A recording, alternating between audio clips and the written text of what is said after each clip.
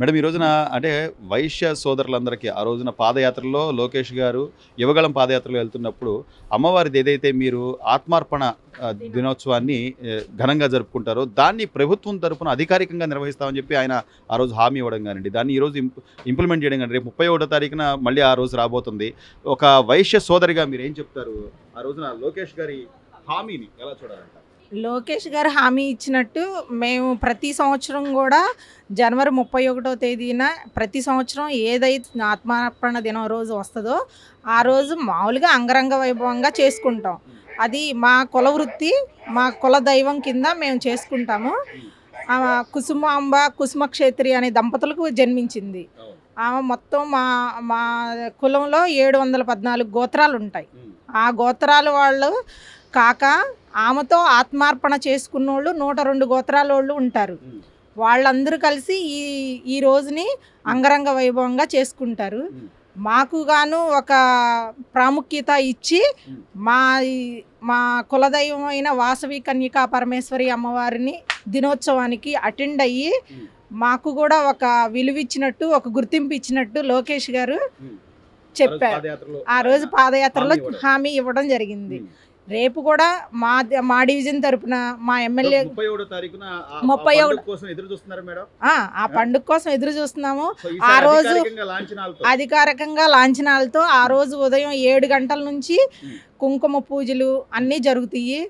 Area పెద్దలు అందరూ కలిపి కుల పెద్దలు, మన డివిజన్ పెద్దలు, మన గద్దె రామ్మోహన్ గారు ఎమ్మెల్యే గారు ఇన్వైట్ చేసాం.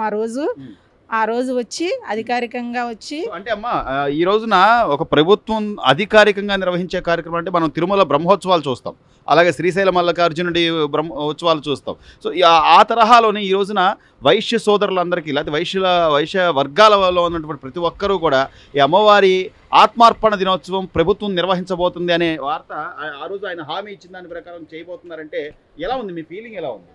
చాలా బాగుంది. అందరితో పాటు మాకు ఒక గుర్తింపు ఉంది, మేము ఉన్నాము అని గుర్తించినందుకు మాకు చాలా సంతోషంగా ఉంది. ఇవన్నీ కూడా ఆయన హామీ ఇచ్చినందుకు ఆయనకి అభినందనలు తెలియజేస్తున్నాను. ఇదంతా కూడా మాకు పెనుగొండలో ఆమె పుట్టిన ఊరు పెనుగొండ.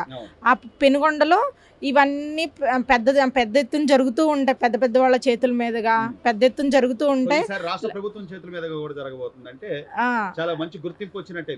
చాలా గర్వంగా ఉంది. మాకు కూడా గుర్తింపు వచ్చినందుకు చాలా సంతోషంగా ఉంది. లోకేష్ గారు 2 సంవత్సరాలు ఆ రోజున ఆయన పాదయాత్ర స్టార్ట్ చేసి ఈ రోజుకి 2 ఏళ్ళు అవుతుంది. ఆ పాదయాత్ర ఇప్పుడు ఆయన పడ్డ ఇబ్బందులు కానివ్వమ్మా, ఆయన చేస్తాడు ఇంత ఇదిగా ప్రతి సమస్య వింటూ వెళ్తాడని అనుకున్నారా మీరు?